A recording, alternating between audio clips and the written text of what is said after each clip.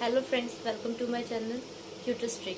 सो हम कर रहे थे संस्कृत के शिवराज विजय का ब्रह्मोनिश्वास का व्याख्या भाग, जिसके अंदर मैंने आपको उसकी पहली 2 सूक्तियाँ करा चुकी और उसका गद्य पाठ जो खंड है उसका वो भी शुरू हो गया था, जिसकी में जो तीसरा है मैं अब आज आपको उसके आगे कंटिन्यू करा रही हूँ। उसका फोर्थ उसका जो गद्य खंड है वो करा रही हूँ, जिसके अंदर सूर्य के बारे में बताया। इसकी जो कहानी थी, इसकी जो शुरुआत हुई है उसके अंदर सूर्य सुबह का वर्णन किया है, किस जैसे सुबह होती है उस टाइम क्या क्या होता है, सूर्य है क्या है, उस चीज़ के बारे में अंबिका दत्त जी व्यास जी ने वर्णन किया है। तो फ्रेंड्स चलो चलते हैं, शुरू करते हैं।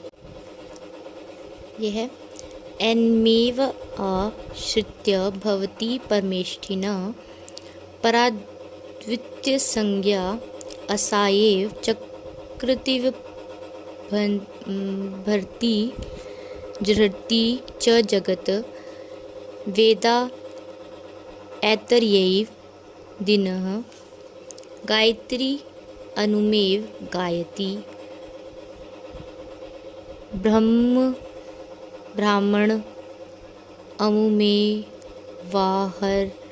हरुपतिष्ठन्ते धन्य एव कुलमूलं श्रीरामचन्द्रस्य प्रणम्य ऐश विशेषमिति उद्देश्यन्तं वह स्वन्तं प्रणमन् निजपर्ण कुटीरात् निष्क्राम कश्चित् गुरु सेवन पटुर्वीर्यन पटु। इसके जो शब्दार्थ है वो करते हैं। एन एव इसी सूर्य का आश्रित्य सहारा लेकर परमेष्ठन ब्रह्मा की पराध्वर्य नाम की सबसे बड़ी संख्या होती है। असो एव यही सूर्य जगत संसार का चक्रती बार बार निर्माण करता है, बर्बरती बार बार घोषणा करें, जहृति पुनः पुनः नष्ट करता है।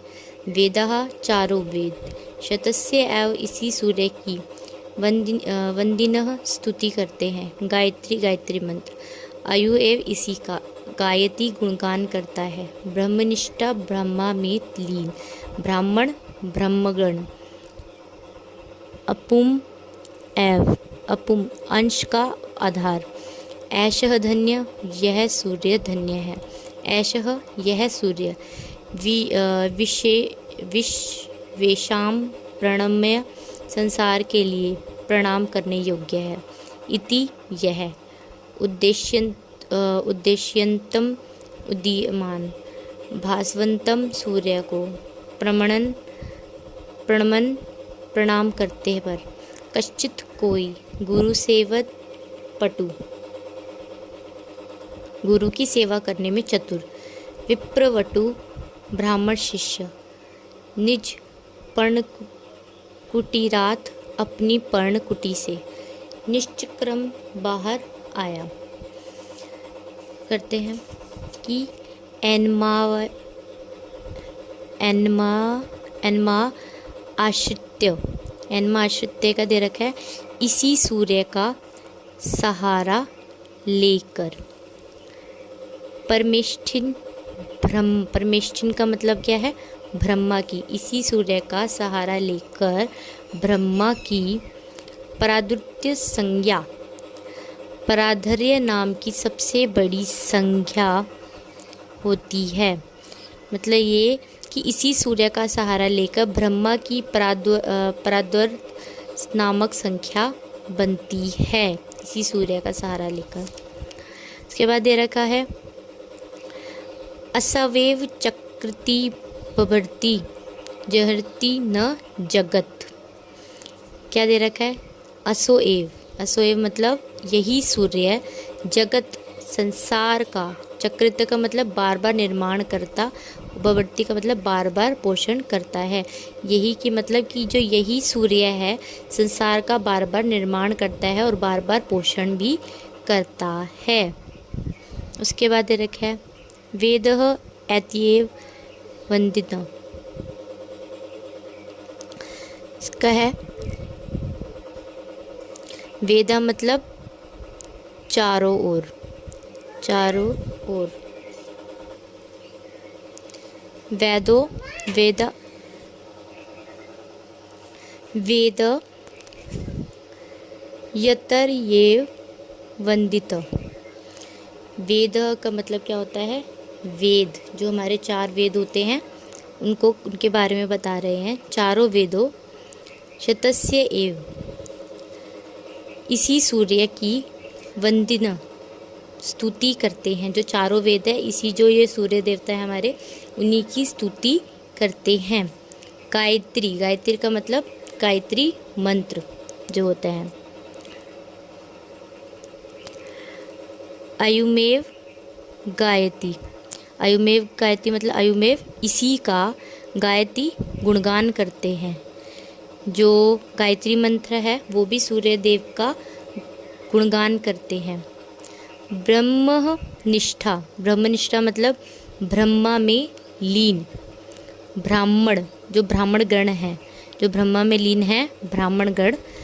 अमु में वाह रहु प्रतिष्ठन्ते, इसका मतलब क्या है? अमु एव, अमु एव मतलब इसी सूर्य का अहरह दिन रात उपतिष्ठन्ते ध्यान करते हैं। जो मतलब ये जो ब्राह्मण की जो ब्रह्मा है, जो ब्रह्मा में जो लीन है, जो ब्राह्मण है, वो दिन और रात, दिन रात उत्पृष्ठन्ते मतलब ध्यान करते हैं। किसका? सूर्य का ध्यान करते हैं। धन्य ऐश कुल मूलम श्री रामचंद्रस्य प्रणमय, कि जो रामचंद्र है, जो कुल वंश का आधार है, यह भी सूर्य को धन्य करते हैं। ऐश विश्वेशाम प्रणमय, ऐश मतलब यह सूर्य का मतलब है संसार के लिए प्रणाम करने योग्य है। इति मतलब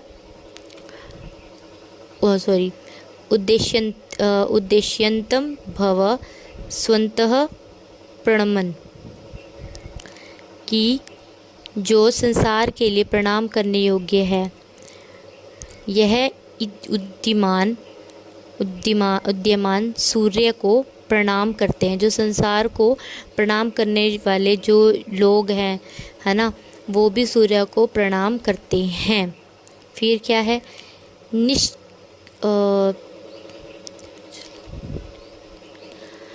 निचपर्ण कुटीरात निश्चक्राम कश्चित गुरु सेवन पटुरयन्ति। इसके बाद क्या दे रखा है? यहाँ से हमारी स्टोरी स्टार्ट हो रही है कि जो ये सूर्य है, इनको ये सब जो है उनका प्रणाम करते हैं, उनको मानते हैं।